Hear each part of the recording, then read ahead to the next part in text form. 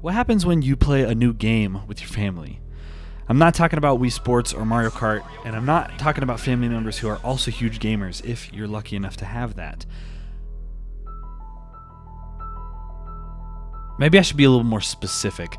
What happens when you take your family members, whose gaming knowledge is mostly exclusively a few FPS games from the late 90s, and get them to try something completely new, like Minecraft?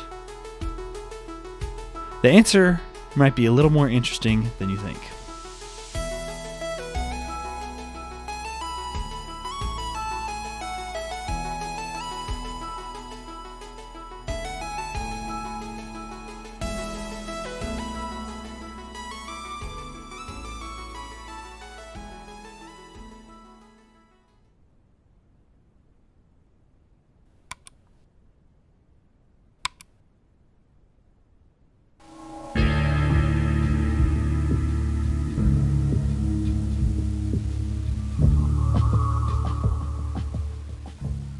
It all started with 1998's Half-Life.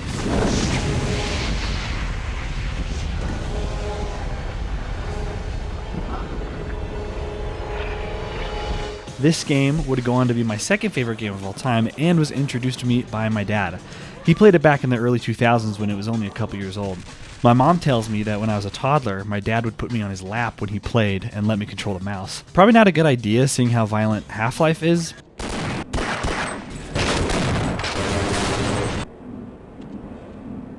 But nevertheless, this is actually, technically, the first game I ever played.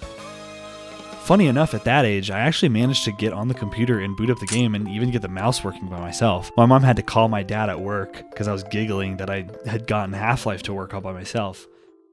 Around that time, a few of my uncles also really liked the game, and they began to play the game's deathmatch mode, basically just a free-for-all mode where you all try to kill each other, with my dad every so often.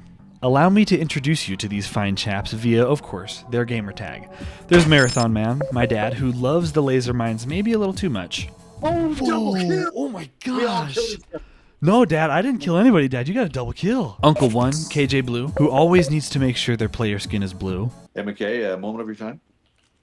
That's how I know you're right behind me. And Uncle 2, Kill. That's his gamer tag. He is the reigning champ of the iconic Killbox map. They got together to play locally whenever KJ Blue was in town, and eventually, when I was a teenager with my very own little crappy Windows laptop, I joined them as well. Since then, it's been a bit of a family tradition, complete with a laundry list of inside jokes and a big bowl of snacks. And let me tell you, I loved playing this game with them so much, for a lot of reasons. It was my favorite thing to do. First off, I had been watching a lot of Node videos, but specifically their Minecraft LAN party series. We're building the house based on where the resources are. We shouldn't be doing anything until we figure out a good cave, and then we'll build near there. Something about seeing a bunch of friends in the same room playing the same game, well, it looked so fun to my moldable little 13 or 14-year-old brain. So finally having my own gaming with the boys experience made me really happy, and it was and still is one of my favorite things to do. Second off, playing made me feel a little bit more connected to my dad and my uncles, but especially my dad, since I was playing a game he enjoyed too. He was a lot more into sports than gaming, and I was a lot more into gaming than sports, so this felt like the middle of a Venn diagram for me and him. So far at this time, I had already really liked games. I'd been playing them for a long time, ever since we first got a Wii in like 2008, and I played Smash Bros. Brawl for the first time. I was a pretty big Nintendo fan at this time, judging by my gamer tag, and I played a few other PC games including Minecraft, but I was actively enjoying this hobby not only by myself, but with some close family members. As cool as all this was, my dad and uncles were still only really playing Half-Life. I hear they often tore it up in Age of Empires 3, but that was really before I started playing with them. My love for games and my love for playing Half-Life with them made me excited about the possibility of playing more games with them in the future.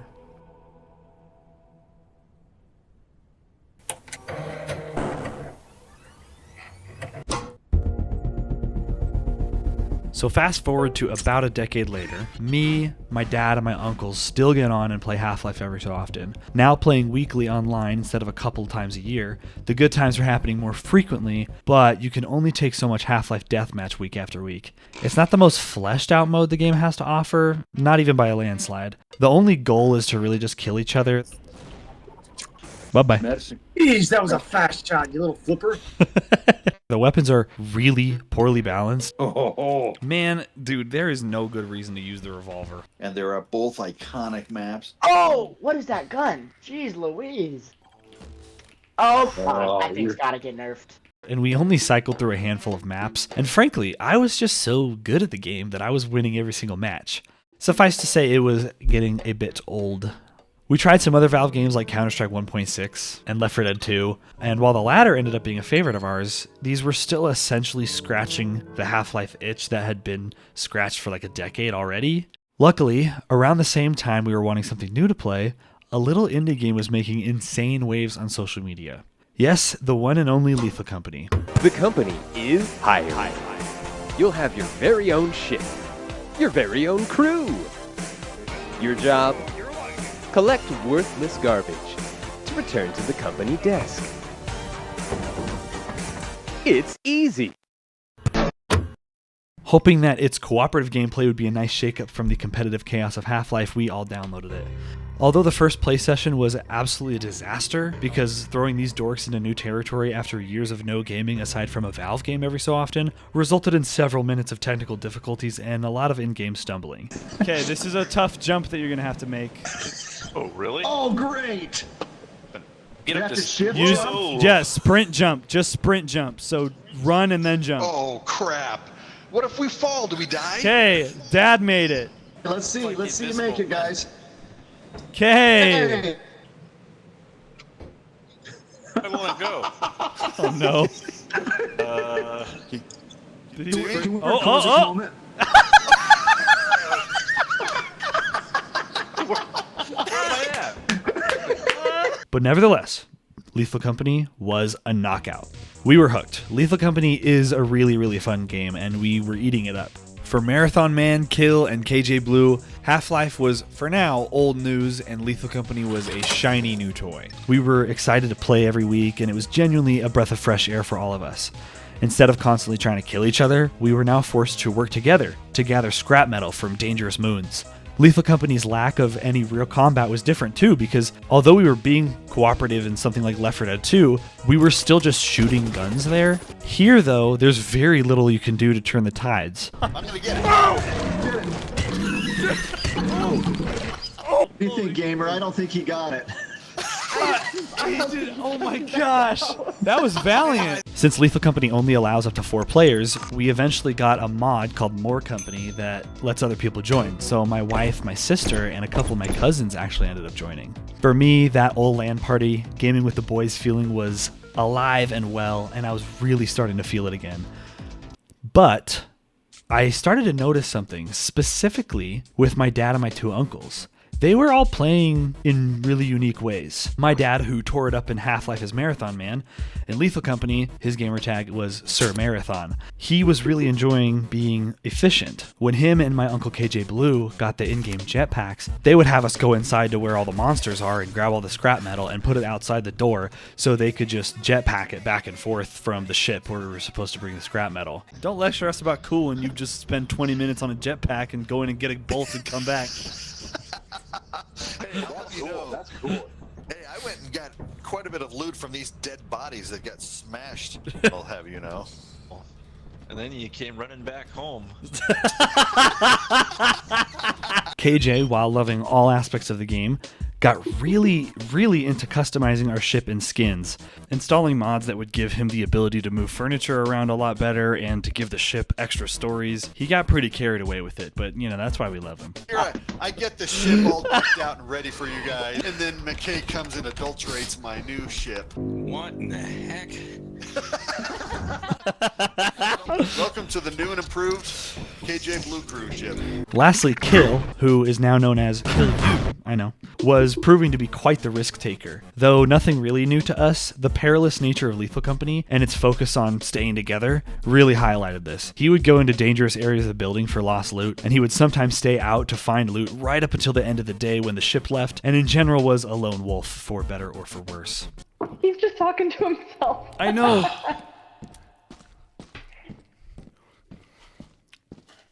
He's like, gosh For dang it. crying out loud, I'm going in circles. He's dead. Oh, he's dead. He's dead. All these playstyles were really interesting to me because all three of them were playing Lethal Company in a way that was a bit different from the usual gameplay loop.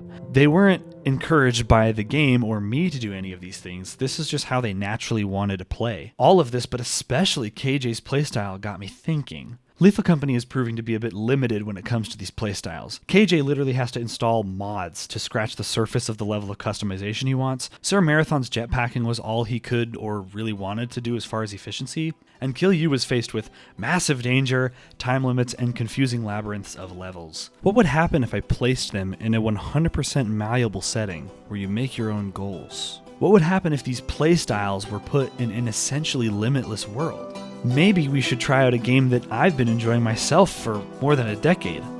Minecraft.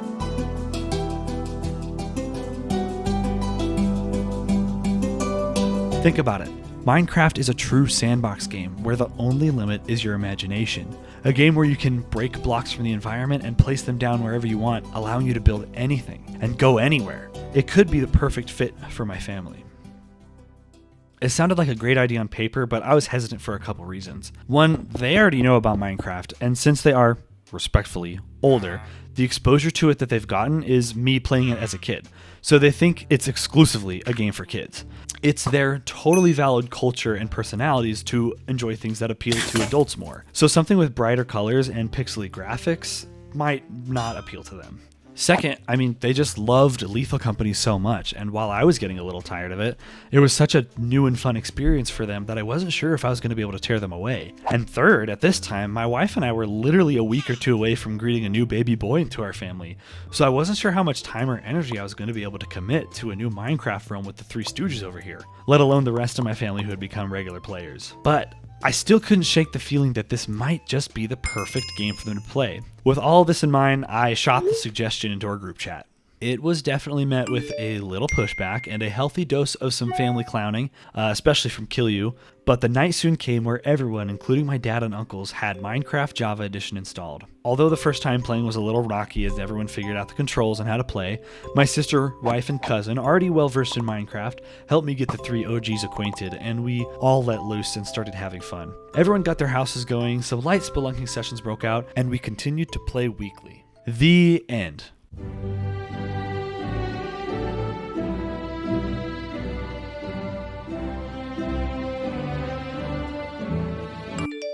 Oh, wait. Oh, KJ Blue is online. It's not our usual weekly day. Oh. Oh. Oh.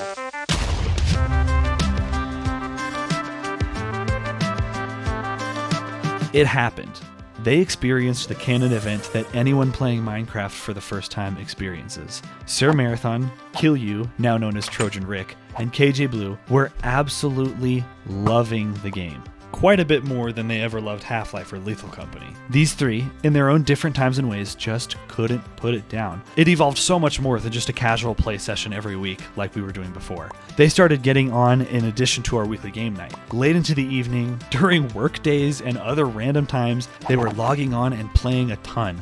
We would get texts in the gamers chat about updates for the realms, things that Trojan Rick found and discovered, or things that KJ had built. They were going to wikis and looking up YouTube tutorials for builds and more. It seemed like every bit of free time that these guys had, they were on the realm. In some ways, they even surpassed my knowledge of the ins and outs of Minecraft, discovering new ways to mine and new building techniques that I, a player for more than a decade, had never even heard of. When I left you, I was but the learner. Now I am the master. Only a master of evil, God. They got so into it. KJ went crazy on his builds, customizing his space to a precise degree. Honestly, an understatement considering that in addition to his homes, he charted, landscaped, and named every area of the kingdom we had built, which he named aptly Fifeshire, my last name. All right, I think it's high time for a proper Fifeshire tour. It used to just be a little quaint forest, but KJ has terraformed pretty much all the original geography. I think it's time to address the elephant on this server, which is this giant freaking skyscraper. This is KJ's house. And when I tell you that this is the biggest glow up of the century, it is. Because it used to just be this tiny little place, but now he's evolved it into just this absolute unit of a base.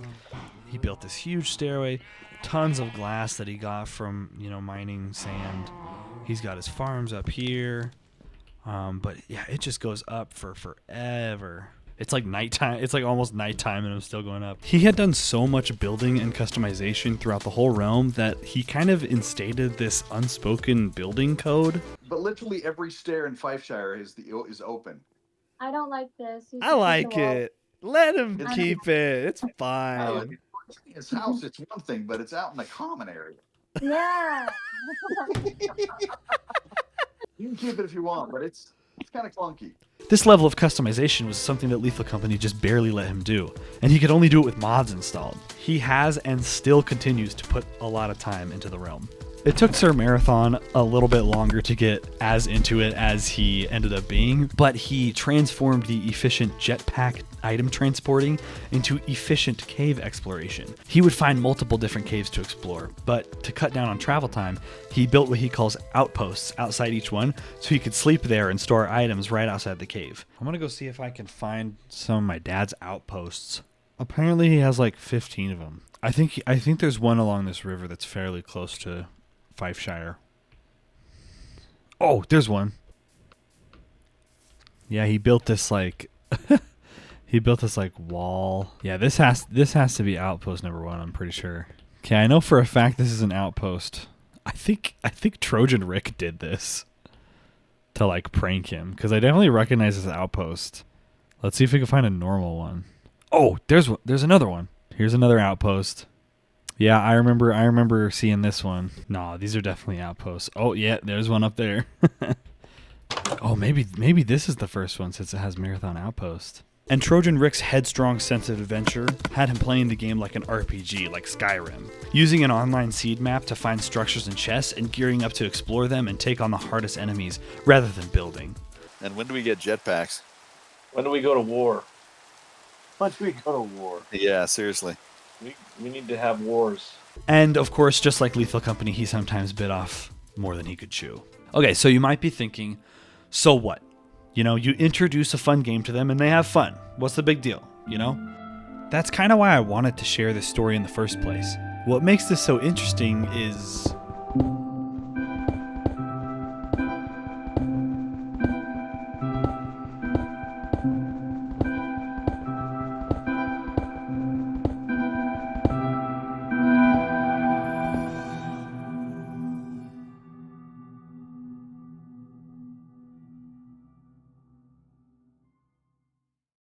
I have no idea what I'm doing. It doesn't matter. That's all right. You can do whatever you want. And you can always tear it down and adjust it so this isn't set in stone, so to speak. The first thing that I started noticing was that Minecraft lends itself really well to multiple playstyles. Just as I was hoping, Minecraft's infinite and open nature allowed the way they played Lethal Company to run totally wild here. Guys, I like how we play in Lethal Company is translating exactly to Minecraft. Trojan Rick is going off on his own. Yes. You two are building together. I truly believe the reason they got so into it for the amount of time that they did, longer than the 2-week phase by the way, was because Minecraft's game design posed very little limits to them. Dad, this better be a good cave. We're going to outpost number 12. Nice. Do you really have 12? I think so, yeah. Oh, wow. Lethal Company is a great game. It really is. It's one of my favorites. But you can only do one thing, and the game's built around that. But Minecraft catered so much better to what they were wanting to do in games. And you have to remember, these guys aren't huge gamers. I've played a lot of games through the years and had a lot of exposure to the ins and outs of the industry. Such prior time and knowledge like this can make me view games a little differently sometimes and can make me kind of lose the plot in why we and I play games. I can get caught up in design philosophies I'm seeing and the context the games are in and their values and legacies, and there's definitely a time and place for all that. But as relative gaming amateurs, they didn't have all that. They just wanted to have fun, and their playstyles were just their natural, uninfluenced inclinations on how to do that. Minecraft is just a game for everybody, and the way that you can go and explore what you want and build what you want and mold the world to your liking, it just is perfect for players who want to do what they want to do. There he is. Yeah. Don't be yeah me. What's up, Ricky Bobby? All right. Fantasy Football Council. We gotta talk. Yeah, we do. Oh, here we go. No, Dang, you Another thing that I learned was that trying new things can broaden your horizons. Variety is the spice of life, and trying out Minecraft and also Lethal Company was really what showed me how these three like to play. And in my own personal experience, variety is how I feel I've been so enriched by games and art in general. Of course, this is a fact of life. This is, very well known, but I was a first-hand witness to this in Minecraft and throughout our gaming journey. The reason we were getting so tired of Half-Life and the reason that Counter-Strike and Left 4 Dead 2 didn't make a huge impression was because they were too similar to what we had been playing for years. Once KJ, Sir Marathon, and Trojan chose to try something new, even though it was very different and very unfamiliar to them, I feel that doing so gave them experiences that they would have never had otherwise and brought out qualities in them that I have never seen before. Not just as gamers, but as people. I got a stairway up to the top of the mountain.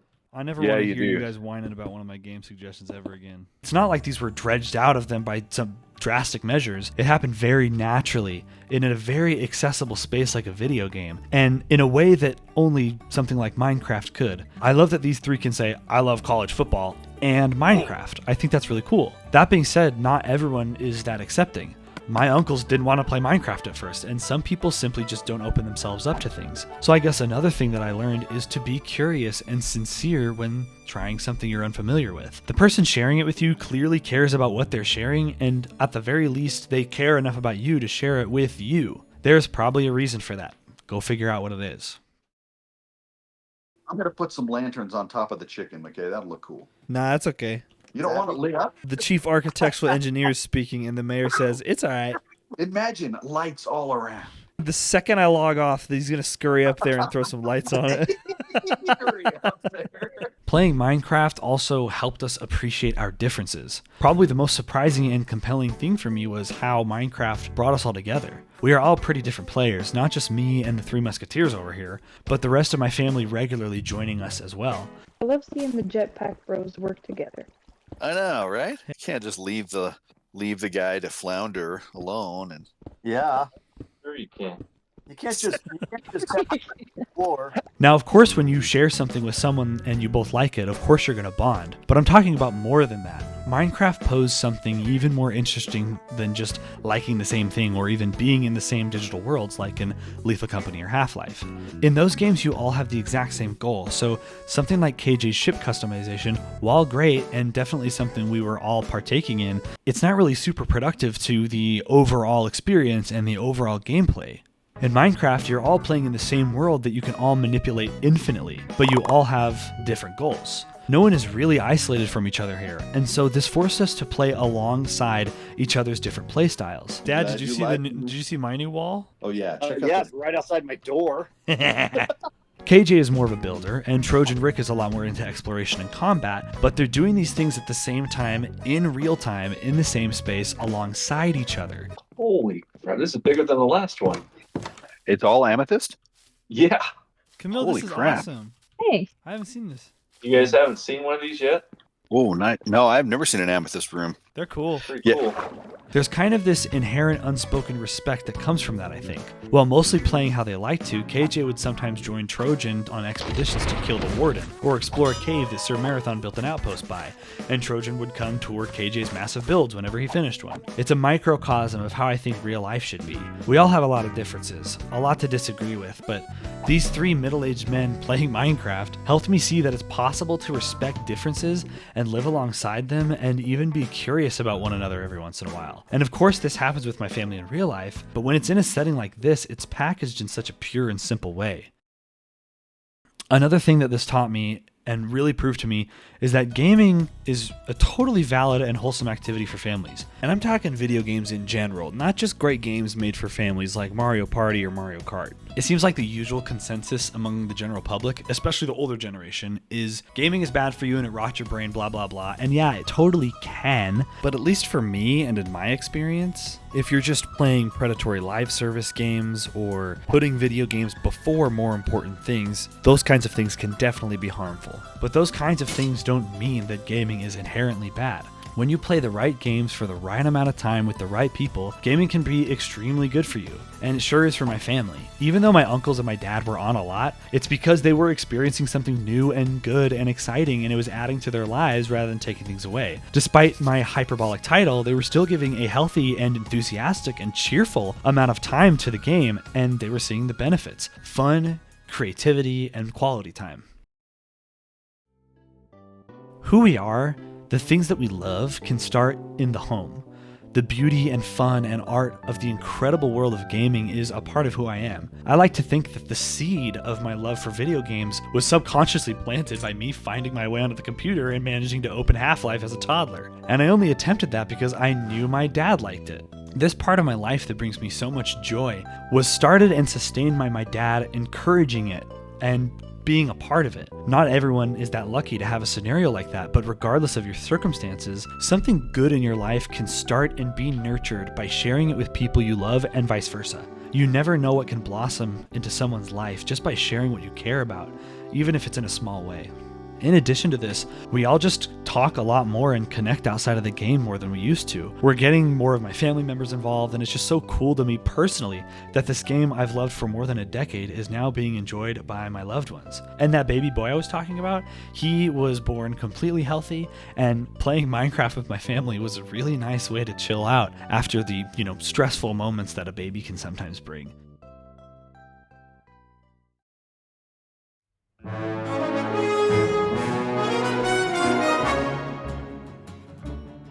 All of these things are what elevates Minecraft from being just a game. This is what elevates any video game to be so much more than just code and pixels. I worry that people will hear all of this and how it's about Minecraft and immediately write it off because it's just a video game. But when we write off games as nothing but a time waster for kids, we're dismissing the potential they wield for good. The good that I've been feeling for years and witnessing with my family right now.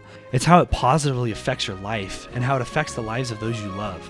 It's exactly what I was seeing in Half-Life as a teenager, but elevated to a whole new, uplifting level.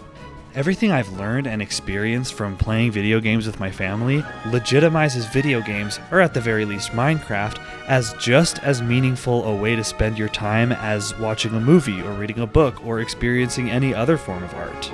And yet, I'm so grateful to have video games and the opportunity to share them with people in my life because of the way they can foster such beautiful things that other forms of art just can't in the same way. Anything that inspires you to do and be good is worth sharing with people because chances are it's just going to inspire them to be good and do good too, even if that thing is a video game, like Minecraft. Dang, we have almost everyone on here tonight. Is that number 12 right here? Check it out.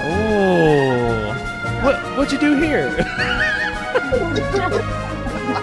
This is the very pool where I killed my first Enderman. Whoa, diamond over here, Dibs. Dude, pretty average. Oh man, this is awesome. So what do you think about it? The what? I'm just oh Dad, there's some gold right here. Yeah, thanks guys. Bye, Dad. All right, we'll see you. I'm gonna head out too, guys. Last time. Yeah, see you guys.